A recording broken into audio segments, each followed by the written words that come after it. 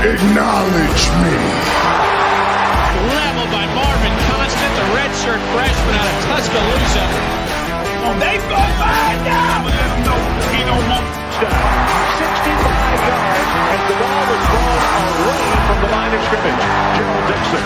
Hey, you forgot to see my book. Welcome in. Tuesday night is the night you've been waiting for since Saturday. I can almost attest to that. This is the Bama Standard. Before we get rolling, you know what you have to do. Hit that like button, hit that subscribe button, live chat. You know what to do as well. If you're watching the replay, get in the comment section below. Show us some love there. I'm your host, Justin Riley. Before we get started, we got to talk about the people who help us pay the bills here. If your business needs a digital presence, full-fledged marketing team, SEO, or any other business needs to build up your project or your business, these are the folks that you need to reach out to today at workspacepros.com. As mentioned before, I am Justin Riley. With me, as always, is the 1999 All-SEC linebacker when Ric Flair said, to be the man, woo, you got to beat the man. Ladies and gentlemen, he is still that man, Marvin Constant. Roll Tide. Roll Tide, Roll Tide. And then a man who really needs no introduction, but he does keep Paul Feinbaum employed. He is a senior analyst of Touchdown, Alabama Magazine, and the Bama Standard. Ladies and gentlemen, Stephen M. Smith is in the building. Tuesday, we got to get this right, baby. We got to get this right. Tuesday, we got to get this thing back right. We got to get it right. Smoke Dixon will be joining us very shortly, but we have got a special guest. He's been away for some time, but whenever he's in the building, his presence is definitely known, and we love having him here, and we couldn't think of a better time than to have him on. Stephen M. Smith, if you would, let the folks know who we got with us today. We got in the building the pride of South Carolina. South Kakalaka is in here. We got an NFL warrior beast. One of the greatest pass rushers to play in the NFL. Produced his son to be a pass rusher in Alabama. And now he got his own show on Tide 100.9 where he be spitting that real and keeping Christian alive, but also spitting that real. He taught Marvin Constant everything he know. That's right. Of absolute doubt. We got the pastor of full pain, but also the preachers will give you that sermon. So he preaching Jesus and knocking your block off. Corey Miller's in here. Yes, sir. What's happening? Woo. Ric Flair, baby. Yes, sir. Now tell me, did you ever get an on-field introduction like that in Columbia? Never. I mean, I love it. You know, I have Stephen on about every single week on the Miller's Edge on Tide. And, you know, I try to replicate or reciprocate, that is. And I can't do it like that. I mean, the dude just come off the hip. He ain't got no notes. He ain't got nothing. He just went with it. And he's on point. Boy, I like, listen here, man. I tell my little granddaughter, we turned up. Yes, sir.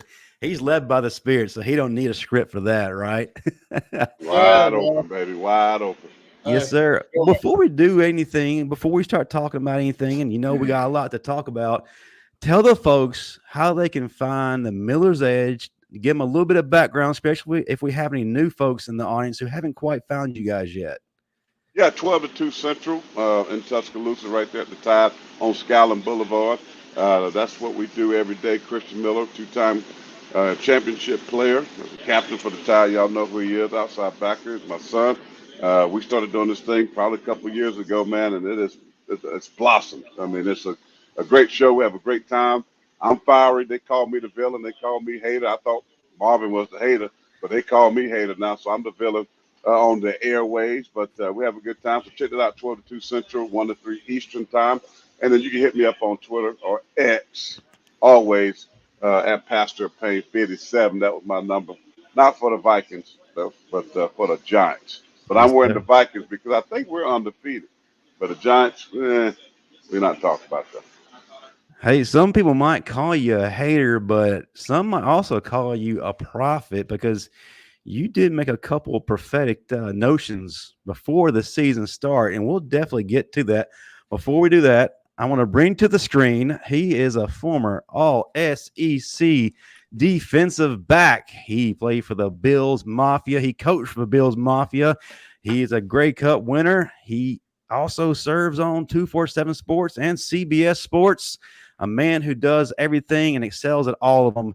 Welcome back to the stage, Smoke Dixon. Coming through the smoke. Fellas, what's going on? What is going on, brother. Smoke? There it is, man. I'm good. Glad to have you in. Listen, we're going to be speaking a lot of truth tonight, and folks have come here to get all of it. So let's go ahead and get started.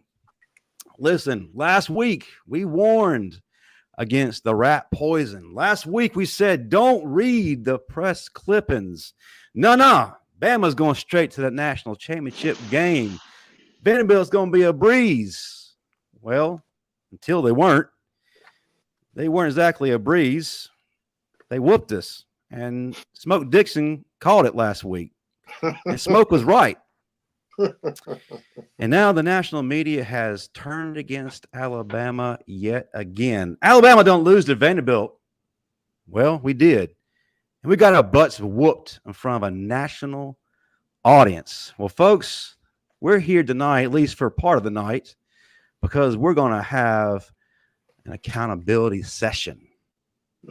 So if your kids are watching, you need to go ahead and send them into the next room because they don't need to hear the things that are about to come out of our panel. And I feel like we've got the greatest mixture possible to convey the thoughts that are going around Crimson Nation right now and to set things straight.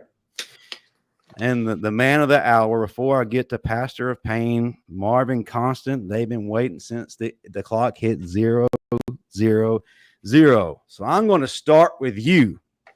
Marvin, we got our ass handed to us. We are bullied the entire game, weren't gap sound, ran through with a basic scheme.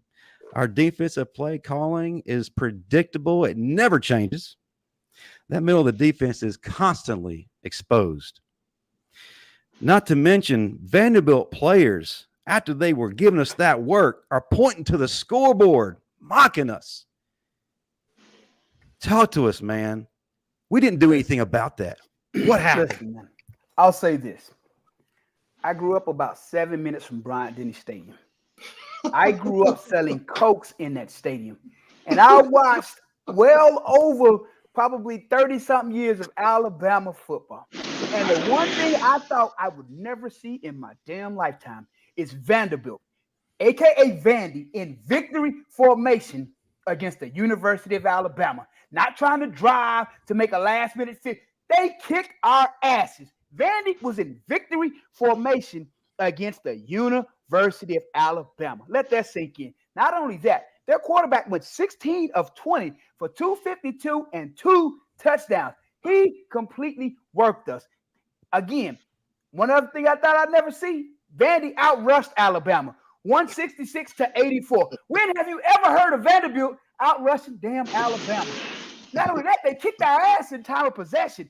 42 minutes and 8 seconds to 17 minutes and 52 seconds. It was an all-around ass whooping. When they hired Kane, Wommack, I said that was not the guy. I told y'all that trash-ass defense would not work in the SEC. Now, here's the thing about it. You can blame him all you want to, but there's a level of accountability that goes to the damn players.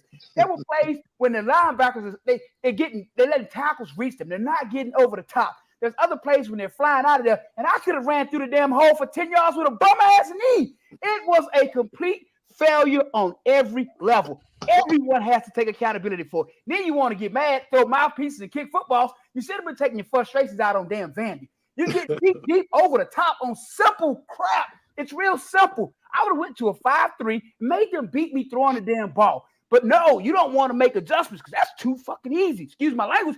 What are we thinking about?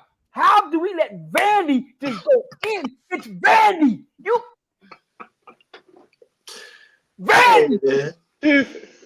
Whoa, Pastor, take on. I know you've got a sermon prepared. You always are led by the Spirit. And the thing is, this isn't something we didn't see coming, because let's look at the trenches where you dominated. Alabama don't get whooped in the trenches where they do now. They're on skates. They're getting pushed back 3-4 yards, moved around according to how the offense dictates. It wasn't just against Vandy. It's been against South Florida. It's been against Georgia. All season. season. Mr. Miller, did you not Western see? Kentucky. Did you not see how? Here's the thing: we didn't do ourselves any favors. Our defensive line, we had guys in wide nines, and we had a guy in A gap. We created the whole form. It's like, are we not gonna compress the line? We're just gonna give it to. We literally, here you go. Here's 3 yards of open space. Just run that shit. You need a help. Like, how much more can you help a damn team whoop your ass? That's what we did. That defensive coordinator, he helped Vandy whoop our ass. Here you go. Just. Okay. I got some blood pressure medicine in the car for you, bro. You did pipe it down a little bit. Pipe it down a little bit. I had to turn my phone off because everybody named Mama want to call me and talk. It's frustrating. You don't lose to Vandy, and not only that, they kicked our asses.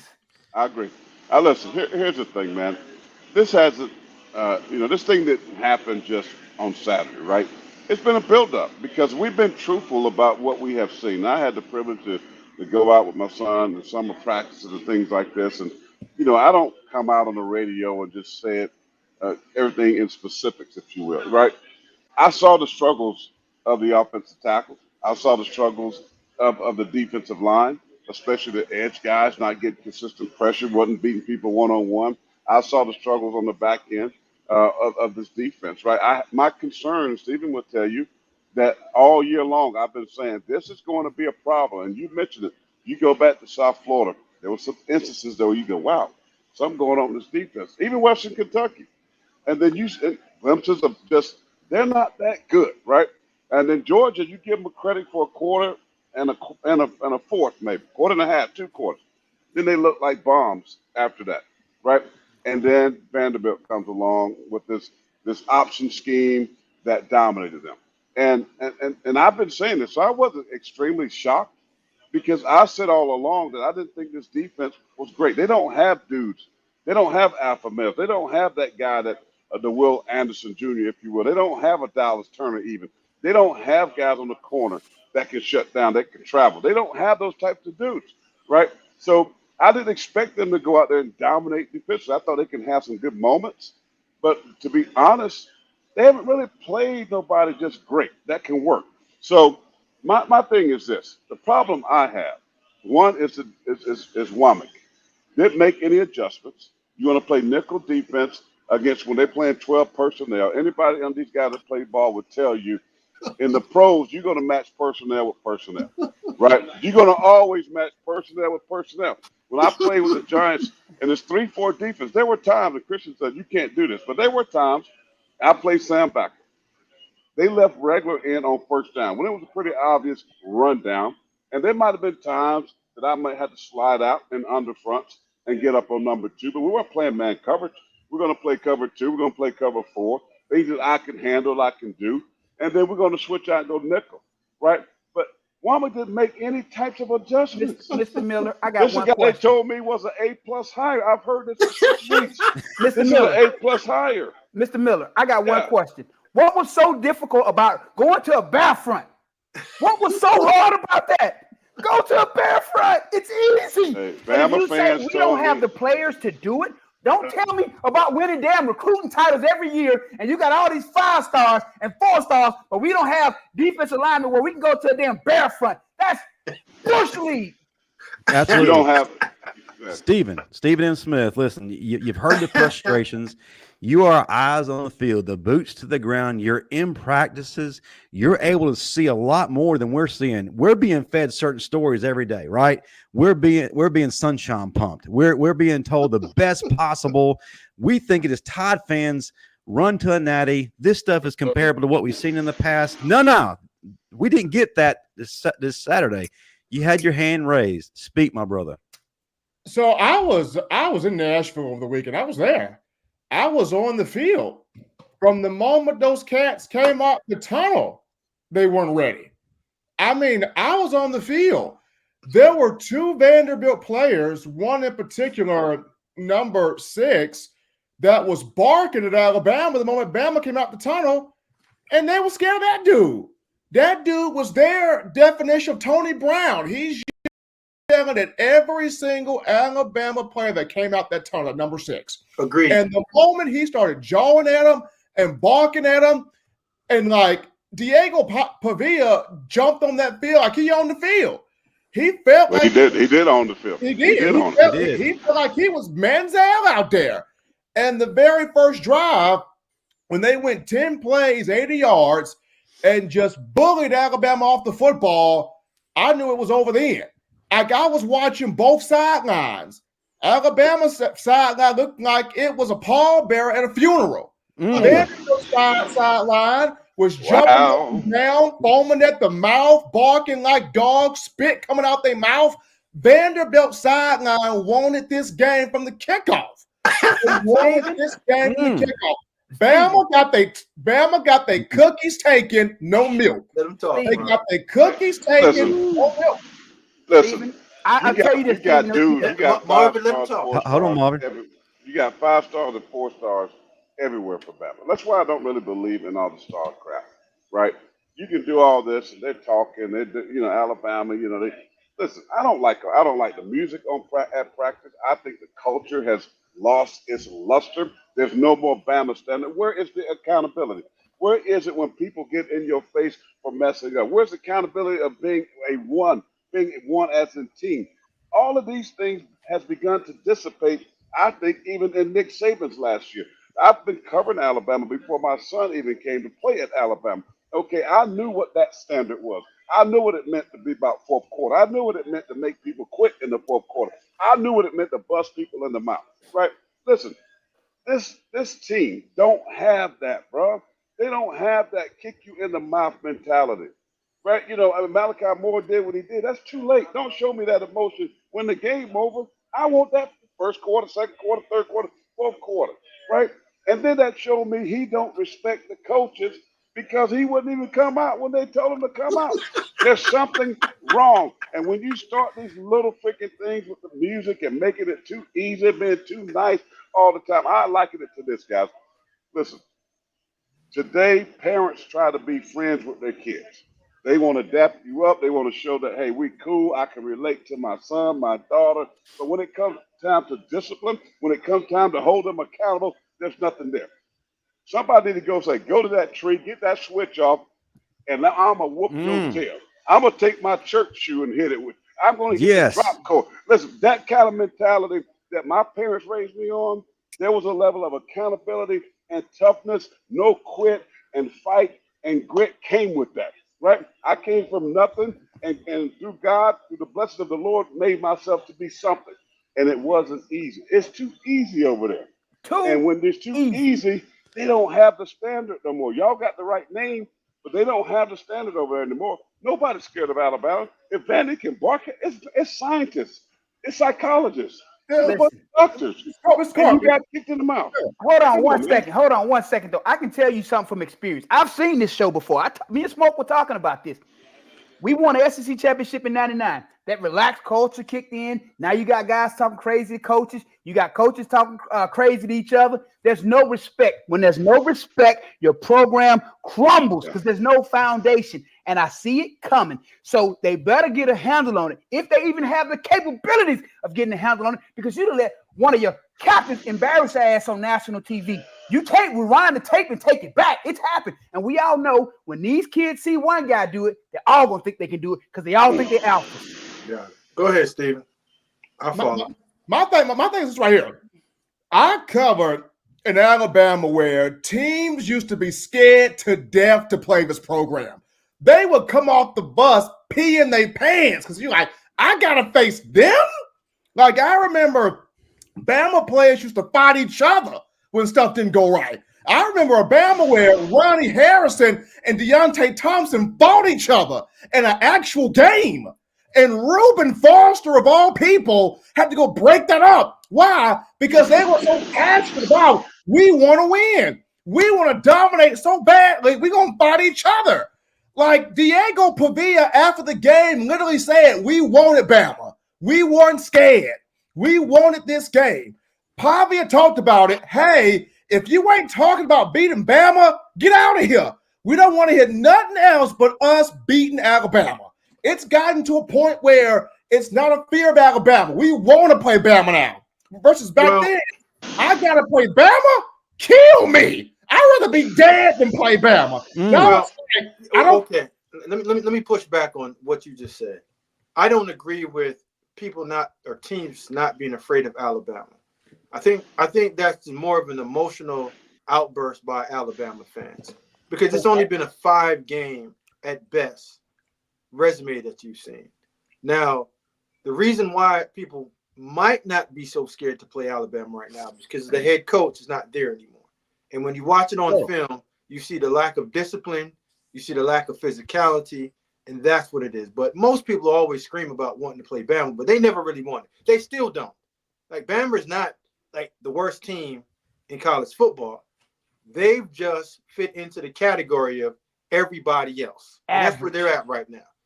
Yeah, average, above average, whatever way you want to say it, but they're not Bama and everybody else. It's now everybody else and Bama also included. Yeah, they're above average. But Steven, I'm mad at you because you know I'm in Nashville and you ain't even called me.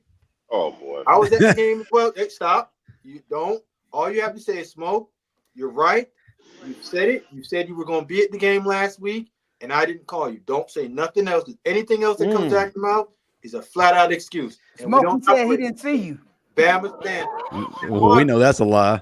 Right. Well, you know what? I take full apology for that, Smoke. I take full apology. All right. I should have said something. Well, Steve, while you sit there and you think over your sins against our brother here, I got a few super chats that I need to get to before we move to our next topic. First and foremost, we got to start out with Don Parker, $2. Mr. Miller was not telling lies. I don't think he ever has, Don. Jeff Merriman, $9.99. Vandy beat Bama running a high school wing T offense. Bama came into that game ranked 43rd. Had to stop there for a second. 43rd against the run. Marvin?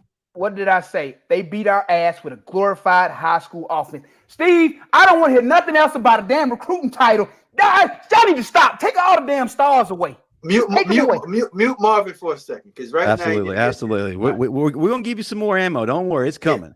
Don Parker, $10. Greg Byrne, Robert Sala is available to be the defensive coordinator. Sala, no. Can the man? It can't hurt. The main individual that has not publicly taken responsibility for this mess is Coach DeBoer. Been saying it all season. Steven, you want to touch on that? Because listen, we don't want Sunday school answers here. You've been to the press conferences. This is not the first time somebody's mentioned that. Talk to me about the accountability of the coaches in this situation. He is way too calm. Way too calm. And I get it. That's his personality. But at some point, he got to get fired up within himself. Because the post-game press conference, I'm there in that cramped room after the loss to Vanderbilt. He's basically saying, well, we're all upset. Are you? Are you really upset? Well, Steven, that might not. Okay, so here's the thing, and I'm not gonna say you're not right in that his personality just doesn't fit the last guy that was there because they're polar opposites. But I don't like grabbing that low hanging fruit and eating it. I'd rather go all the way up to the treetop and grab the one that's like really fruitful, that's gonna serve you something and quench your thirst and give you that nice full meal that you want. I don't know if he's good enough to be an Alabama head coach. And guys, don't beat around what you're trying to say. In the standard of Alabama's head coach, minus Nick Saban, you got Mike Shula and Fran Shoney. And you got to say, okay, if we had to judge the guy on those merits right now, he might be a bit slightly better than Mike Shula. And that's what he is. Right? He was out there in the Pacific Northwest, and he won a bunch, and he won some games at Washington. Now, we all know that the cream of the crop of football is Big Ten, SEC. And you got to be a different animal in order to coach in both of those conferences. Big Ten, you got to understand the physicality week to week and get your team prepared to play that way. SEC, you're playing against NFL players weekly. So your attitude and the way that you go about it, you have to have it. It has to be uncomfort. You can't be a comfortable team in the SEC because every single week it's uncomfortable. There aren't weeks that you can go and say, well, we're playing against Vandy, and no, Clark Lee. I told you guys, Clark Lee's going to have that bunch prepared to play, and they're disciplined. And when you aren't a disciplined team and you pay attention to the details, you're going to get your butt kicked. I judge people by the way they look and the way that they dress. I came out and I saw that head coach that's at Alabama right now in a shirt, untucked. And I saw the players on the sideline, untucked. Socks on pulled up. Everybody looks different. That's not how you win. And I know that we all were football players. We all wanted to stretch the way that we look. But at some point, you got to understand this is a team game, a disciplined game that you have to follow the rules, regulation, plays, gap sound, eyes in the right spot to make sure that every single play on defense and offense and special team looks the same, and you're working that way. It's just they just lack attention to detail, and they don't have any accountability, nor do they have truly respect for what the head coach is trying to get them to do, regardless of what we think about it. They're not doing what he's asking It them. doesn't help when you in your post-game press conference sound like Mr. Rogers, all nice about every damn thing. You just got your ass whooped by Vandy. What? Marvin. He's always been that way. What do you guys expect? But I get that. But I'm not saying that. No, you're not getting it because you're trying to make it. You're trying to make him into something that he's not. I'm not trying to make him into anything. I'm agreeing with you that you are right. I'm Then agreeing leave it with alone. you. This is what you got now. So you either roll with it or you find a new team to cheer for, because this is what you're gonna get. They all told me that this was an A+ hire, that this was an A+ coaching staff. And I said, hold on, wait a minute now. I think we're really premature. We're ordaining people too quickly here, right? And listen, we knew what it took to be an SEC coach, right? This is not easy. It's not an easy job. West Coast, they do it differently. They're different than the East Coast, right? And Bama is a different animal. I'm just saying, man, I met Kalen, DeBoer. I had a conversation with him at the practice. I think he's a great dude, and I'm pulling for him. I'm pulling for him to do great things. But listen, sometimes you got to be Nick Saban knew one thing. I can't coach everybody the same. Now, there's some guys I might have to be a little bit nicer and show a little bit more love to. But there's some times I got to cuss them out. I got to get in their face. I got to go deep with them because that's all they know, right?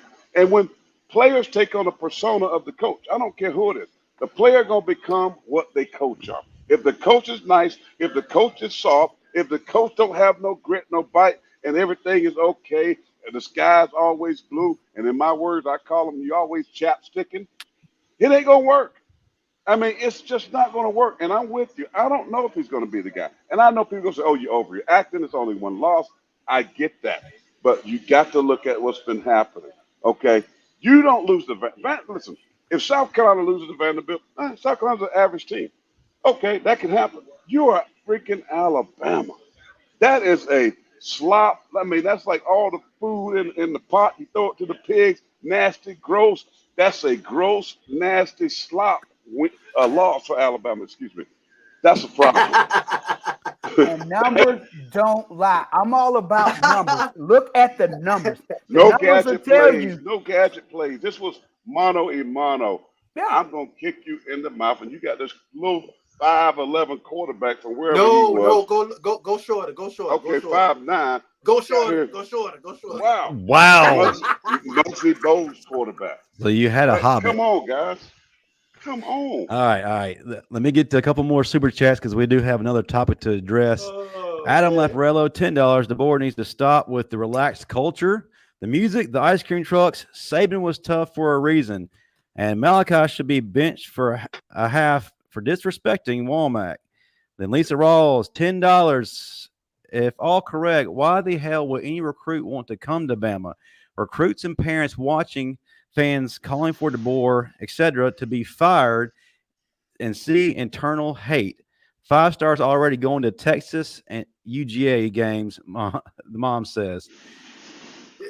Why I can answer that. Why players? I was about to, but I'll let you do it. You still want to go to Alabama because it's one of the better schools in the world, and just working in college football in the last few years, like what this culture is in terms of coaching is what the norm is for coaches, right? As we look at it, the Nick Sabans, those guys are getting pushed out the door. So the college football community, the athletes, this is what you've asked for, and this is what you're getting. Like the Bama players are saying it was too uptight, and the culture was just too rough, and they weren't allowed to be themselves. This is the opposite of what you're getting. You're allowed to be yourselves, and when you are allowed to be yourself, these are the results that you get. Like, playing football all my years, if my coach was nice and he allowed me to get away with stuff, I ran over him and I did whatever I wanted to do. When I had the coach that I hated, didn't want to see him coming, didn't want to hear him most of the time, I played my best because I knew if I didn't, he was going to chew me, and it's a chance that I'll be on the bench. When you aren't afraid of your coach or you respect him, and everyone say, well, you don't want to fear. No, sometimes fear is what some people need to get themselves playing in the right way. If you fear your coach and your coach says jump, you're going to jump. You're not going to ask, where am I going to land? You're going to do it because when you land, you land. And when you lose control of your team, and there's no other factor in it, when your captain does not listen to your commands, then he can't tell the rest of the troops what to do. Wow. That is called lack of institutional control. Marvin, before you say anything, the same thing that Steven said to you 15 minutes ago, what did I tell you Saturday after the game? Verbatim, wasn't that the same thing? Yeah. But Two people can't tell the same lie. This is what the one thing a lot of people don't understand. When you look at 4- and 5-star athletes, the majority of them think that they think the world of themselves. We're awful. We are awful. Right, but I'm saying these athletes think they're the greatest thing going. So Yes. the moment that a coach is not able to pull the best out of them, that's what you get. Yeah. And if you allow them to have the freedom to say and do what they want, this is the culture you get. As a head coach, you have to control these dominant personalities. You got to control them.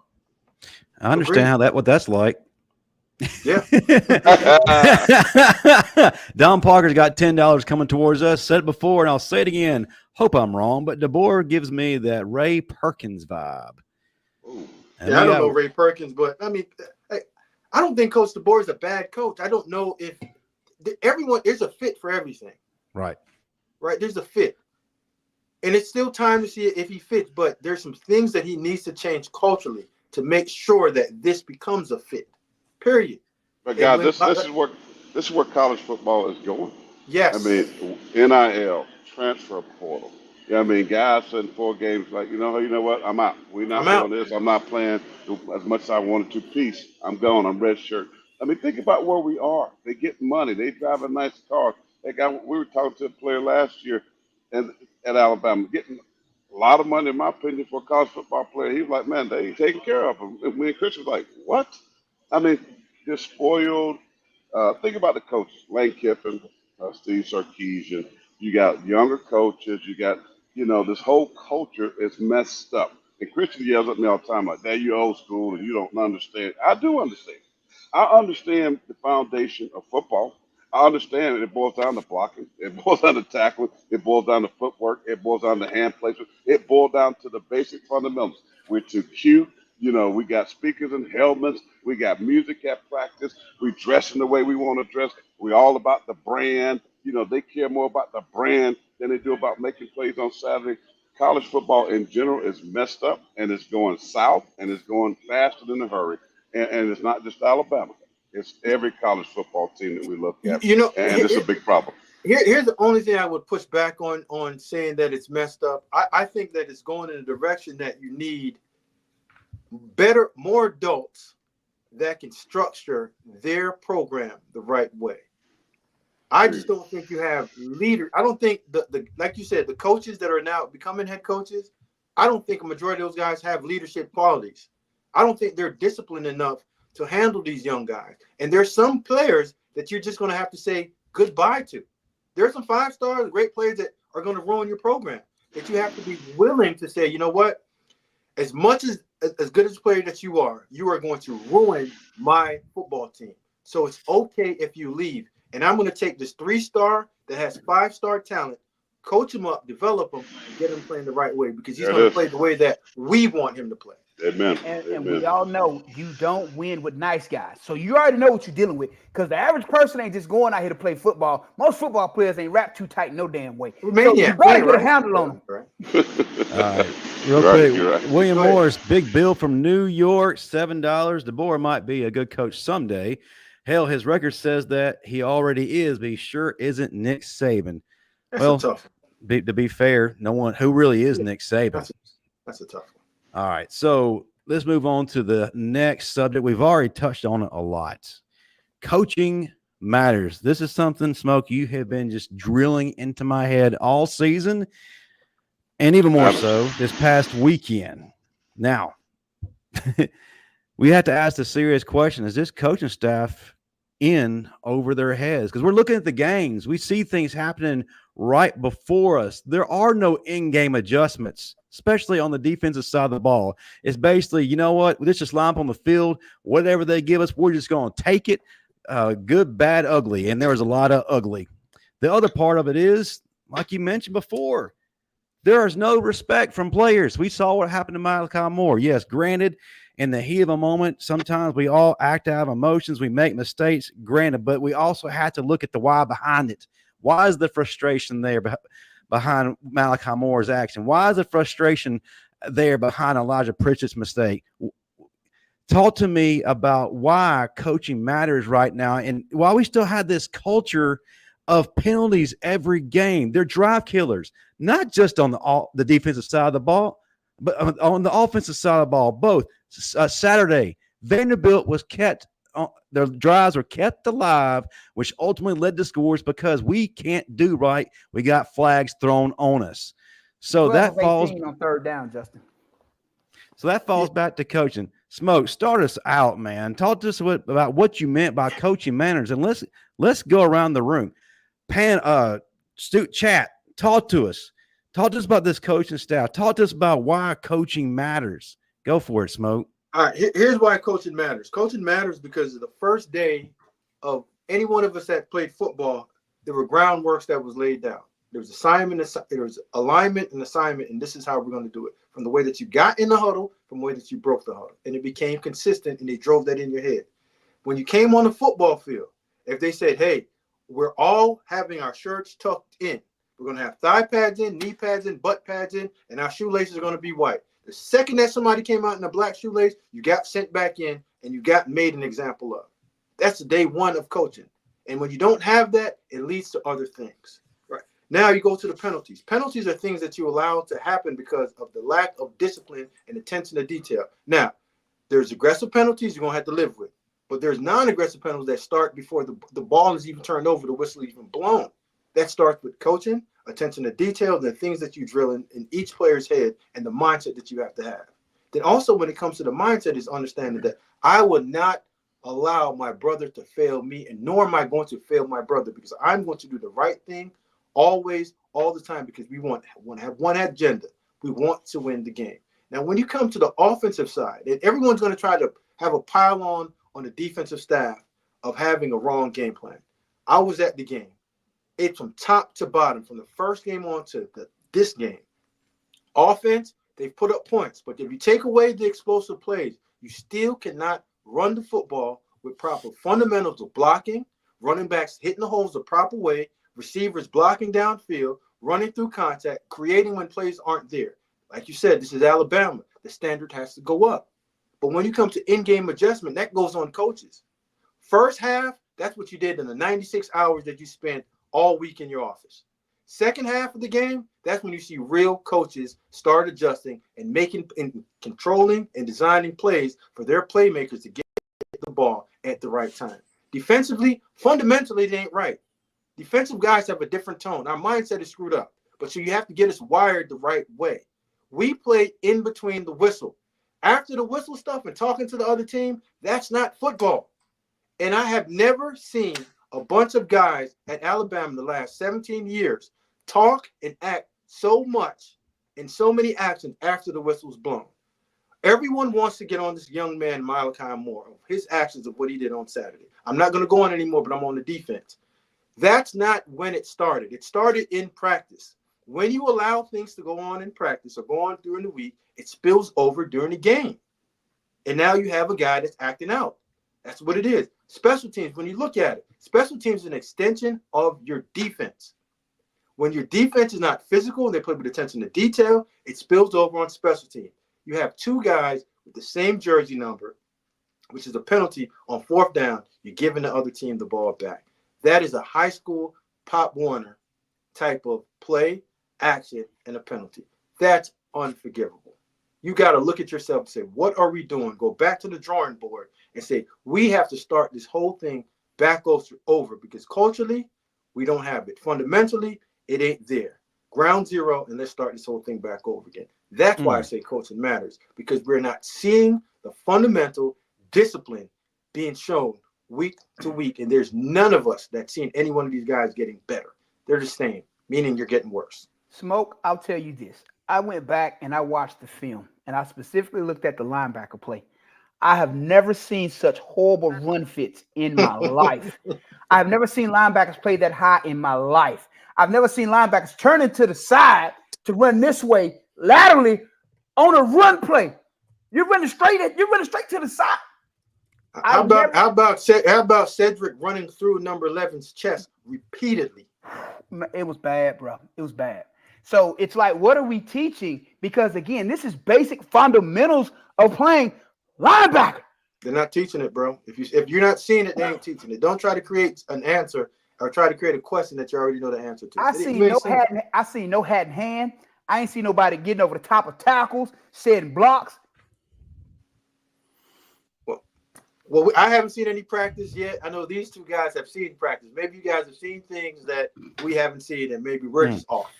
Well, I know what Corey is looking for, and you've been too quiet on this subject, so I'm ready to hear what you got to say. And one of the things that I always have told, the players take on the personality of the coach. Yeah, that's true, because if chaos is the personality of the coach, that's what you saw on the field. Take it over. Well, listen, man. When you have a program that's been so successful like Alabama, and you're replacing a legend, you're behind the eight ball. I mean, you're not going to, we reference Nick Saban, the GOAT. I mean, that's a hard job. And a guy that did it so differently than most people did it. One thing he had was respect of all these young men, right? And the thing that I thought about with Malachi was, if that was Nick Saban, he would have come off the field. Somebody probably would have went and snatched him off the field, right? And there'd have been a problem. So coaching matters because coaching is teaching, right? You got to be a great teacher of this game. One thing that I do with young men that I help out, I teach. And I talked about the foundational principles. Like certain things can't change. It's like being a preacher now, right? I know I have to minister the gospel a little differently because we live in a different culture. But guess what? The foundation don't change, guys, right? There's still only one way to get to heaven. That's through Jesus Christ, our Lord and Savior. You can tell me about all this other stuff. Yeah, but Jesus is the way, the truth, and the life. That ain't going to change. Now, we might have some great music and might have some lights and all this and dance a little bit. But the foundation, Steve and them, ain't changing. Jesus is the reason. Okay, so what am I saying? You got to have respect of these young men. I don't think they have that. I think they made the culture so loose and fun and free, and these guys don't respect. They kind of do what they want to do. When I watch this defense, I see guys, you talked about run fits and things like that. They mess up. Like they just kind of go out and try to do what they want to do. They're out of position. And when you play in an option football team, their eye discipline is bad, right? They in the wrong spots. They're doing a lot of different things wrong, man. And I think it's too lax. It's too loose around that program right now. And I think they got to find a way to get back to respect. If a player don't respect the coach, if I don't respect the coach, I'm not going to do what he's telling me to do. I'm going to do what I want to do. And if I got a C on my chest and I've been around the league for a while, I'm not coming off the field either. Right? It's just right, bro. You know what I'm talking about. So it's just one of them things, man. I think Smoke said it all. I'm not going to sit here and repeat, but I think the respect level is a problem. And listen, last year, 2 years ago, what do we talk? Pac-12, Big 12, all those conferences on the West Coast. Nobody respected them, right? We're Bama. We're the SEC. It just means more. Nobody respected Washington, Southern Cal, and all these West Coast teams, Oregon. Now you coming to the Southeast with this shirt out, wearing a T-shirt at the game. If I didn't know any better, I would have known Kalen DeBoer as a head coach. I know people complaining about how he dressed. I understand. Wear classic polo. Tuck your shirt in, bro.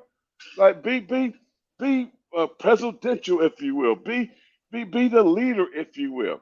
Right? Don't try to be one of the dudes with my shirt out. I remember Lane Kiffin came to Nick Saban's house when we were on a recruiting trip. He had the big jeans, acid wash jeans, his shirt out. Nick Saban sent him home. He did. He's like, you go home and you change and put on slacks and a sport coat, and then you come back. Because this is not the message that we're trying to send. There you go. Right? There's a respect level here. And that's all I'm saying, guys. It's got to get back to Tuscaloosa. All right. Let's move on. Stephen and Smith, I want to bring you into the discussion where we've talked about the coaches, but now we need to talk about the real issues that exist with the skill players. And there's some things that people have been asking about. Let's be real. Outside of Ryan Williams, we don't have a threat at wide receiver. Yeah, Jeremy Bernard has done a few things, but it seems that we are relying too much on Ryan Williams. He is the catch-all, the security blanket. If Ryan Williams is bracketed, he's shut down, what do we do? In times of trouble, who's going to emerge? And also, it looks like the prophecy that Nick Saban delivered during SEC media days that there's a real issue with the secondary is turning out to be true. Yes, they still have the growing pains, but there's a lot more veterans than there are youngsters. But here's the other part and what people are really asking. I know I'm throwing a lot of different questions, so I hope you're able to retain all this. We're not utilizing our backs. Jam Miller, Justice Haynes, I'm sorry, they are way, way too elite to only be getting 10 carries per game combined. And we're talking about keeping powerful offenses off the field, getting the defense rest. Will you run the damn ball? Yes, we're doing great things with an elite offense. We're not doing great things with all the elite players. So talk to me about who's going to emerge at receiver. Talk to me about the concern of the secondary. Talk to me about when we're going to start running this damn ball. Make me feel better. Okay, so I'll start with the middle one of that first, the defensive secondary. This is a group where it goes to Kane, Wommack, and Maurice Linguist, the corners coach. There's a difference between an average corner and a corner that goes first round in the NFL draft, becomes an all-pro, all of that. The difference is those all-pro corners, and Smoke, you know this, those all-pro DBs, they are aggressive. They attack that football. They know if I'm in position, if I'm where I'm supposed to be, I'm not scared I'm going to get beat. No, bump that. I'm turning and I'm playing the football. Xavier Brown, Damani Jackson, I watched against Vanderbilt. They were playing not to get beat. They weren't playing to be aggressive and attack the football and playing the ball as the receivers playing the ball. It was okay. If I turn my head and face the football, will the receiver get by me? You can't worry about that. You turn, you face that football, you play, you attack the football. So my question with that is that how they're being coached to play, not to attack the football? Because to me, that's you playing scared. That's not you playing aggressive. That's not you playing to the technique that you're supposed to play to. That's the defensive secondary. You got to attack, be aggressive, and play the ball. Go ahead, Smoke. Steven, I think you said that as well as I possibly could. I'm not going to touch on how they're playing. I don't think they're that good. I apologize to Nick. I said Nick Saban might be hating. No, he was telling the truth. I was there on Saturday, and I told you guys I was not going to tell anyone what I thought until I saw them in person. Those guys can't run. They're speed deficient. And I don't know if I ever remember watching an Alabama secondary that got ran by as many times as I've seen these guys get ran by. Now, we've seen Alabama's secondary back in the day when guys would bust assignment and then you see guys cut loose and they're running. But there were times that Vanderbilt receivers, and I helped recruit most of those guys, they are not fast and they're not cover guys. So as much as we want to sit here and say, where's the help coming and where they're at, good luck. They're average to slightly above average. The stars might be saying it, but one or number two, they can't run. And the two safeties, Malachi haven't played that much for a reason because he's just okay. And they're trying to make him do too much. And he does not have the skill set to do everything that they're asking him to do, to lead, to set the defense, and then make plays. You saw on Saturday, he had his eyes in the backfield. He got ran by. But if you're that guy, if you do get ran by, and I was a DB too, you don't get ran by. It's called recovery speed. And I don't see it. I saw it in person, Stephen. I'm not going to vouch for those guys being at the same level that Nick Saban, that crew, recruited guys to play at. They ain't cut out to be it. Sorry. Wow. Here's the thing, bro. I got to get you on the show because I need some support. I've been saying this for such a long time, and I tell my son this, and when you play ball as long as we have and been around the game, your eyes, I trust my eyes. I trust what I see. And one thing I say to, being in South Carolina and being on the radio every day in Alabama, and they think it's all the whole, well, you're a Gamecock. No. I'm an analyst that love the game of football. I'm just telling you what I see. Now, you may not like what I say, but I'm going to be real about it, right? And the realness is, you're right. I had questions. Stephen knows this. I had questions about this secondary from day one. I had questions about this defensive line for day one. Nick Saban, and here's why I give him some blame. Nick Saban, the recruiting dropped off at that position. Now, absolutely. I may not the edge guys, they were okay, right, with Chris Braswell and Dallas Turner last year, Will Anderson Jr. a couple of years ago.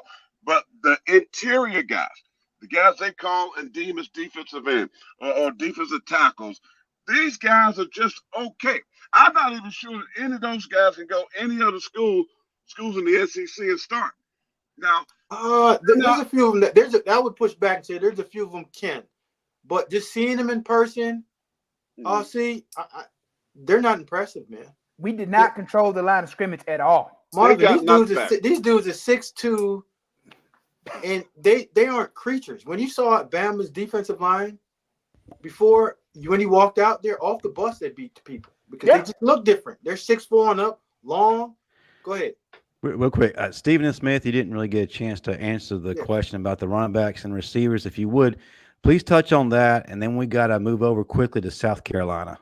Gotcha. Well, with receivers right now, I mean, if Ryan Williams is bottled up, I mean, Jeremy Bernard has done some things, but I mean, where's Kobe Prentice, right?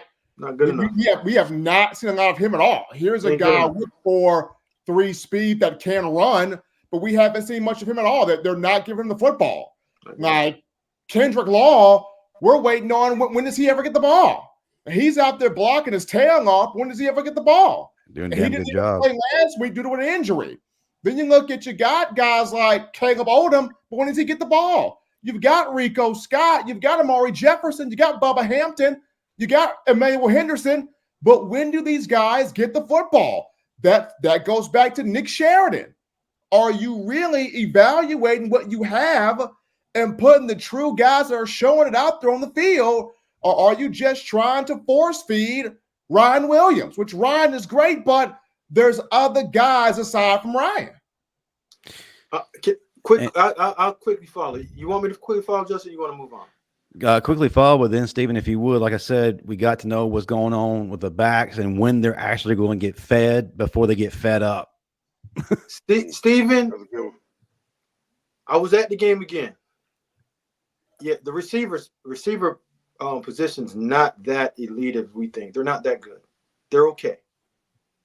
This is probably the second worst bunch of receivers. You take Ryan Williams out of it, Bernard is just okay. I saw him in warm-up, put 3 balls on the ground, and he doesn't just have any juice. You have a lot of receivers. Like Kendrick Law is a running back playing receiver, fellas. That's what he is. And then Kobe Prentice is a solid guy, but this is Alabama. We're used to the rideouts. And once you get the rideouts, you can't come down from first round, second round, third round, fourth round talent maybe. And Ryan Williams, guys, this tampered the expectations of a 17-year-old that when y'all saw him live, he's not physically ready yet to get manhandled in the SEC. Go ahead, Steve. I won't stop you anymore. I mean, Smoke, you're making excellent points because you were there, like I was. So for the running backs, this is where I'm just as questioning everything as y'all are, because ain't no way in the world Justice and Jam combined should have 11 carries. Vanderbilt ran the ball 54 times.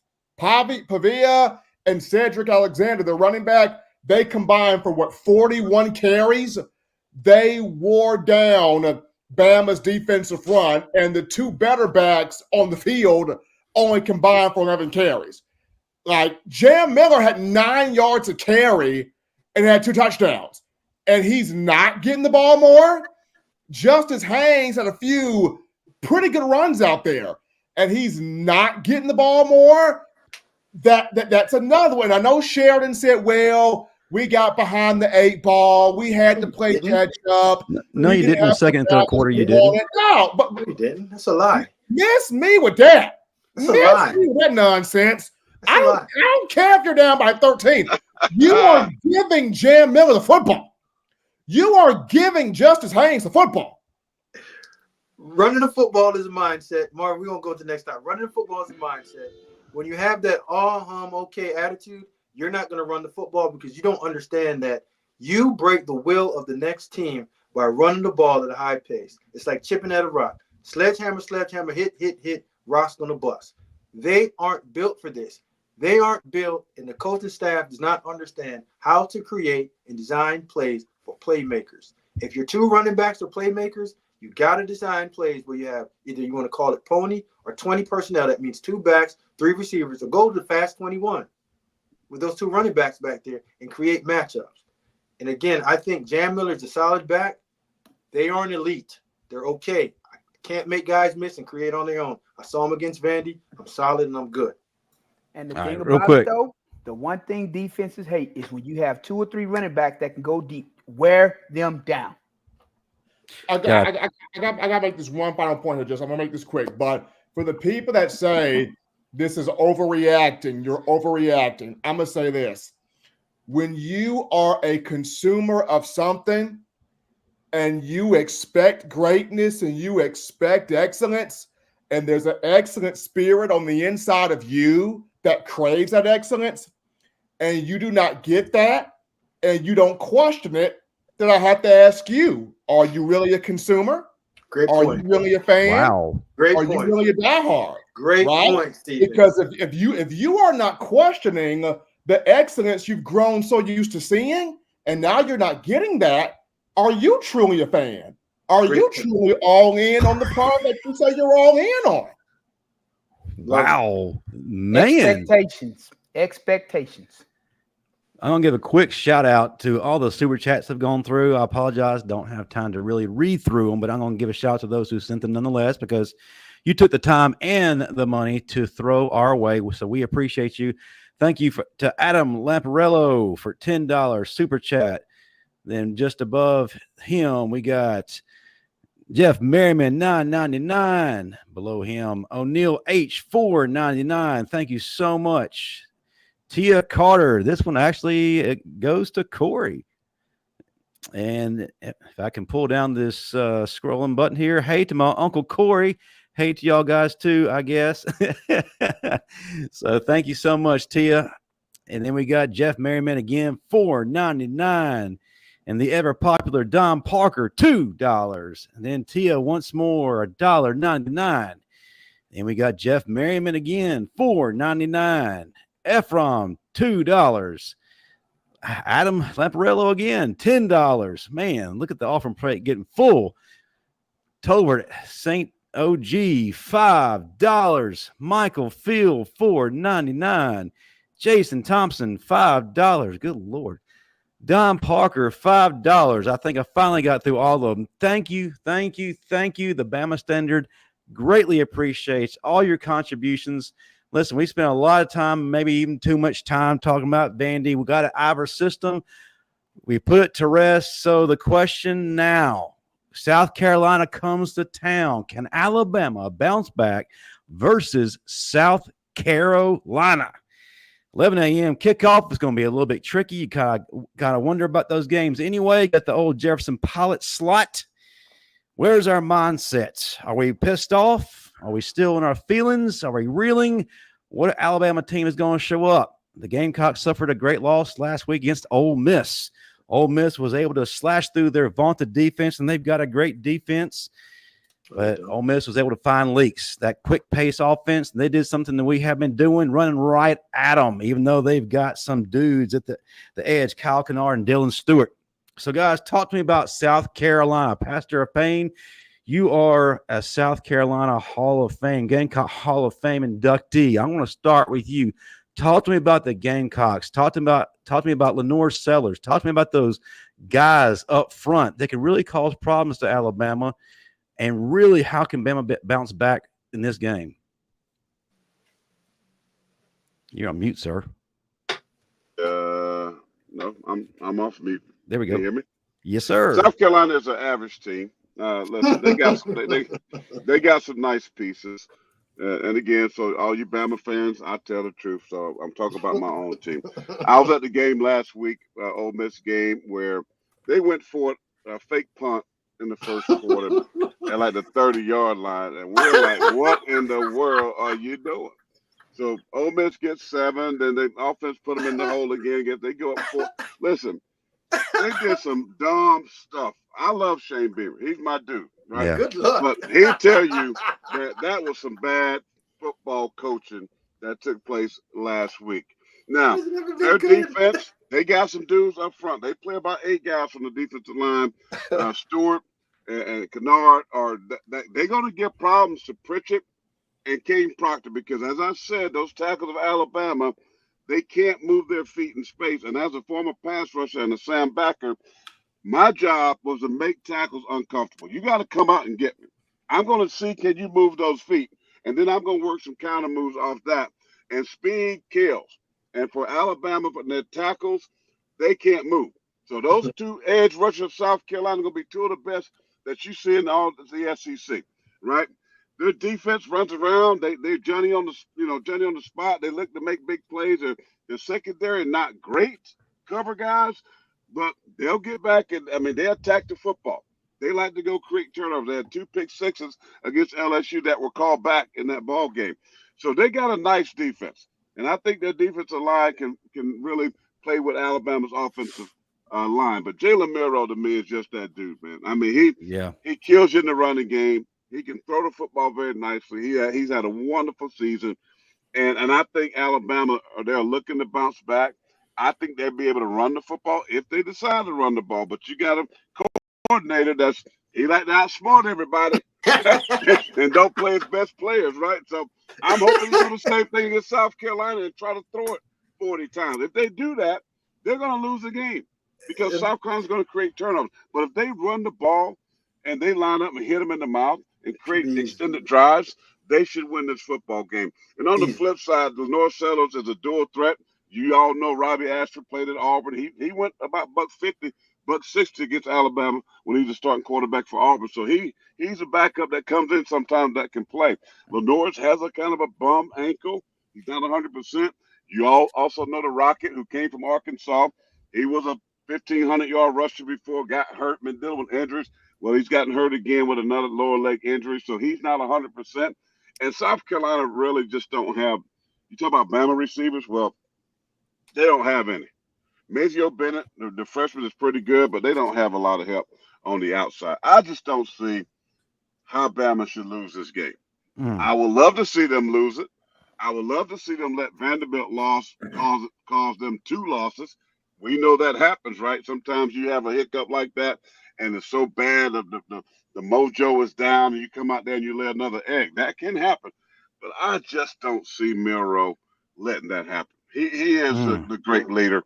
He is the guy that I think gets in front of that room and say, look, dude, that was embarrassment. But we got to flush it. We can't worry about what people are saying. We can't worry about what we're saying on the Bama Standard or on Tide. We just got to go out and play football and do what we do. I think Bama can win by 2 touchdowns. I don't think they're going to cover the spread. But I think South Carolina, just like last week, run into a buzzsaw with Ole Miss coming off a loss against Kentucky. Alabama coming off a loss against Vanderbilt. But yeah, so I just don't see this happening, guys. You can talk about it, but South Carolina right now is just not good enough to go on the road. If this game was in Columbia, I would probably say something a little differently with our fans with 83,000 screaming loud. Last time Alabama came there won, but 2 times ago they lost. I think that was 2010 while they were number 1 to the Gamecocks. But on the road, South Carolina is not ready right now. They don't have the quarterback play that can dice them up through the air, which I think they're very vulnerable against the pass. But we just don't have the passing game to take advantage of that. So I think Bama wins this game and they bounce back and get back in the W column.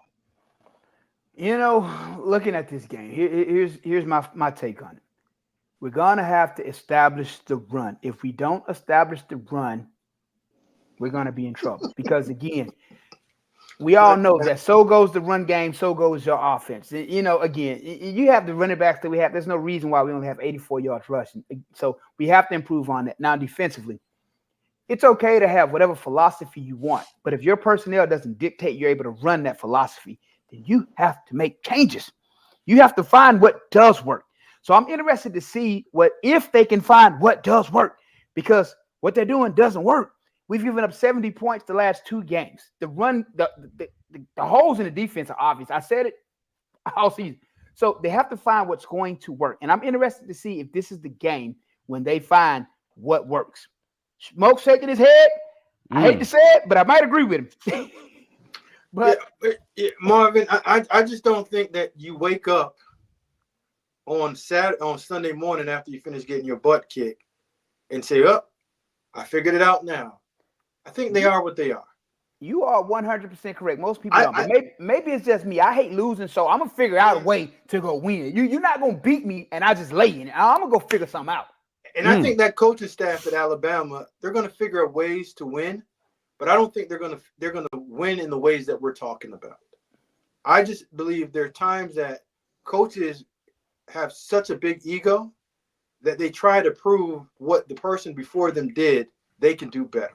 When I was working with the Buffalo Bills in 2015, we had the number 1 defense. That was Jim Sorge. Sorge came over and we had the number 1 defense. We're a 4-3 defense. Well, Doug Marrone leaves in the middle of the night, and we hire Rex Ryan. Now, Rex Ryan's a 3-4 guy. Now, instead of just going out and just running the 4-3 and making sure that we can play what we can play, he wants to implement the 3-4. Sometimes you're just going to have to do what your personnel requires you to do and play at it well. That's right. And if guys are structured in a way that they need misery, tough, hard, 3-4, and run the same type of offense, you do that and you fit yourself in, because it's easier for a coach to fit himself in than ask 85 scholarship players to fit themselves into what you want to do. And I think the easier coaches do that, the easier the transition is. And that's when you see good coaches have success. Coaches are also supposed to be adaptable, and most guys aren't. And coming back to where we started with this, with South Carolina versus Bama, I think Bama wins because Bama just has better players, and they have the best player on the field, Jalen Milroe. And if without turnovers, they can beat a lot of decent teams. The good teams, they'll get their face kicked in. Good teams with good coaches, they really gonna get their face rocked off. But I don't think Shane Beamer and that staff is good enough to come in and coach a disciplined game, because they struggle with discipline as well too, to come into Tuscaloosa and beat an Alabama team that wants to go out and prove to the world that the Vandy letdown was just one letdown and we can bounce back. Like I said, that's a solid coaching staff. I just don't think that they're of the tier that we're used to. And that's all. So no knock on anybody. And I read in the chat that somebody said, I think all the players aren't good. I do think the players are good. But I just evaluated the NFL level for a long time. And whenever I cut the tape on, there was only one team I wanted to see you play against. That was Bama. When Kirby got over to Georgia, it was Georgia. And if those are the two standards that I've always looked at, when I'm looking at the standard of the players now, they're not there. So we have to realize that Nick is the smartest guy in Tuscaloosa. He knew when to get out. And he saw that team last year and he saw what is becoming, and he said, I'm getting the heck out of town. If they had a national championship roster for the next 3 years, that old man sits in that chair, he raises money, pays those guys as much as they want, and he continues to collect national championship. He figured it out. He saw it. He said, I'm getting the heck out of here in the middle of the night, and I'm okay. However you guys want to hire, I'm going to go on TV and make money. Stephen M., put a bow on this, and let's start to wind things down. Offensively against South Carolina, I go back to what Marvin mentioned. You got to establish the run. This is a week that you got to establish Justin and Jam, like you got to. I mean, I know those are two backs that they need to touch the football. I know they may not be elite, but those are two backs that do need to touch the football. I think defensively, if you're Kane Wommack, it's time to start looking at some different players. It's time to start looking at the Damon Paynes. It's time to start looking at the James Smiths, because Jaheim Otis has announced, hey, I'm redshirting, I'm going to transfer, I'm out of here. So it's time to start looking at some players. At some point, when do you look at a Keon Keeley? Is he ready at this point? And I know, people have had that question. Where's Keon Keeley? It's just time to start looking at some different players. They should have followed Jaheim Otis. I mean, hey, it's just time past to start looking at some other players on this roster, because clearly the players that you have been starting now, Tim Keenan's done some good things. Yes, he has. Other guys aside from him, I'm just not seeing that fire that I'm gonna kick your teeth in every time you line up across from me. I'm not seeing that. Yeah, it's mentality, fellas, and it ain't there. At some point, you got to start feeding these guys something. The coach's job is to make a player play above what their potential says. And if you're not seeing that, that means it's not good coaching. When you see the lack of discipline and the lack of respect, that means that you aren't respecting the ones that are teaching you. This thing is going to go bad. I don't know how quickly, but it's going bad. Well, I would say in closing, I'm preaching a sermon, my final point in closing. Alabama, and I'm saying it as a Gamecock, but I'm a Alabama fan. I really am. I love Nick Saban. I love the talks. I love Kirby and Locks, all the coaches that I met and had great conversations over at R&R Cigars for years. And we just talk ball, right? And I understood what that standard was. I understood what they were trying to do and what they were trying to get out of these football players. And I knew the level and the caliber of athletes that were in that locker room. And they mimicked, as you heard Smoke talk about, they mimicked NFL because they were coached and they were taught and they were challenged like they were in an NFL locker room. Nobody's job was safe. Competition was ongoing in all ways. You weren't going to get in the spirit of comfortability, right? You come to work just like the NFL. Bro, they training, they testing, working out guys all the time. You know I got to come with it every single day, right? Because baby need Pampers, and I got to get my children some milk. And I wasn't going to let no dude take that away from me. That's the mentality that Bama had under Nick Saban. The mentality that they have now is about branding.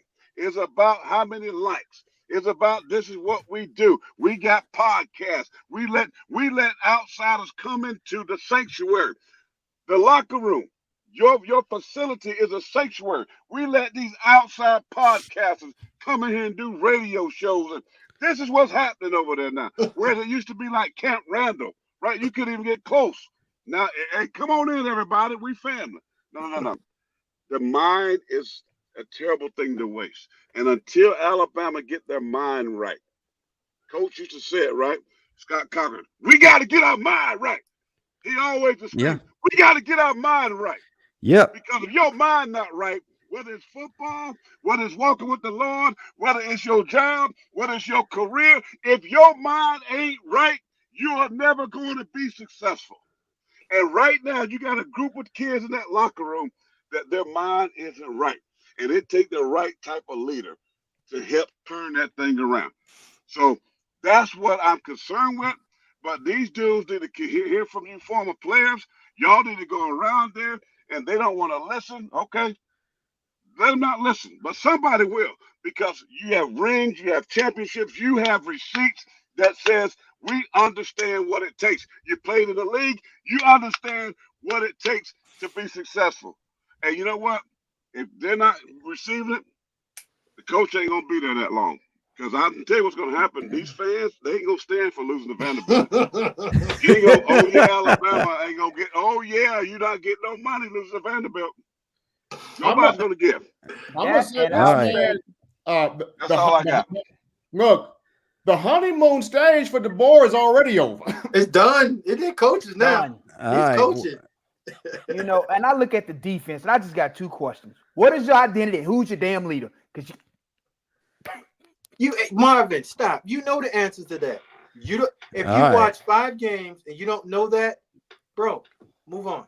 Real quick, before we wrap things up, I got to give a shout out to our other sponsor. Your game day is not complete without having your official title towel to support the Alabama Crimson Tide.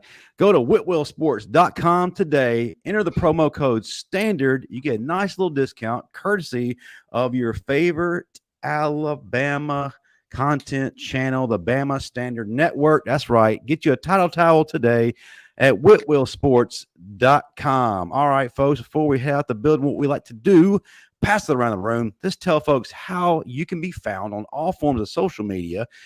As always, we'll start with Marvin Constant. Then we'll go to Pastor of Pain, down to Stephen M., and then Smoke will close it out.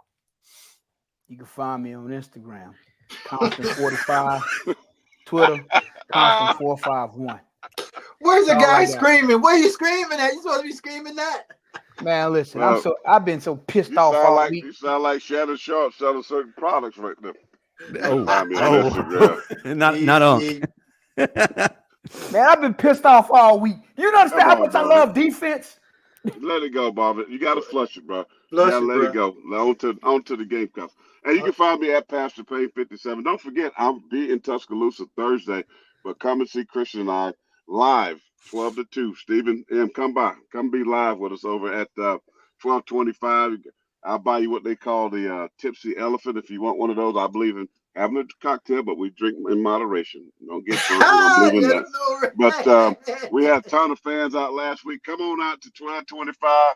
Hang out, get on the radio. All of you are welcome to come and join us. Go jump on the air, have a good time. I'll buy you lunch. It's on the pasta. Woo. And if you're into the nightlife stuff, my son's going to be DJing DJ Two Checks on Friday night, which I will not be there. But if you so inclined, that's up to you. Check me out. Holler at you, boy. Yes, sir. Stephen M. And you know what? That Thursday, I'm going to have to slide through there then. Okay, slide through there then. On that Thursday. Stephen is polishing the silverware right now. Come by Friday. 12 to 2.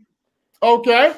Now, they can find me. Actually, tomorrow, I'm going to be on campus because we got the assistant coaches. And I'm going to be pressing these assistant coaches. So hopefully, these assistant coaches can give me some real information on what's happening aside from the coach speak thing of the spiel out to everybody. So I get the assistant coaches tomorrow.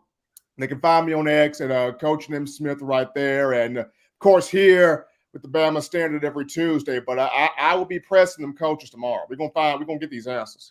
And Thursday, I'll be having cocktails with Pastor Miller. No, you won't eat on a Thursday. Pastor Miller, make sure he get my cocktail as well too. So give him 2. Don't give him 1, give him 2, so he get right. And I'll get you an Uber on home, my man. I just want. All right. Everybody All right, Smoke. How can they find you, sir? You can find me on X and on Instagram, Smoke GB Dixon, man. Lock in. Content's always there. And if you need to have a conversation, jump in my DM. I'll have it with you. All right. Great show. Thank you again, Corey Miller. We greatly appreciate it. We enjoy having you on. It's always a blessing, sir. That's great time. Good seeing you boys, man. Yes, sir. Well, that's going to do it, brother. Thursday, Stephen M., 12:30. All right, Thursday, 12:30. All right. No, call the radio show. Not at 12:25 drinking. The radio show. Okay. I'll call the radio show 1225. 12:25. Well, that's going to do it for us here at the Bama Standard. Check out the guys on the final whistle tonight in about 30 minutes, 8 p.m. Central. You'll want to check them out to get a little bit more content. But we will see you next week. Don't forget to tune in to the Bama Standard post-game show immediately following game this Saturday. Roll Tide, everyone. Roll Tide. Roll And go Tide. Gamecocks.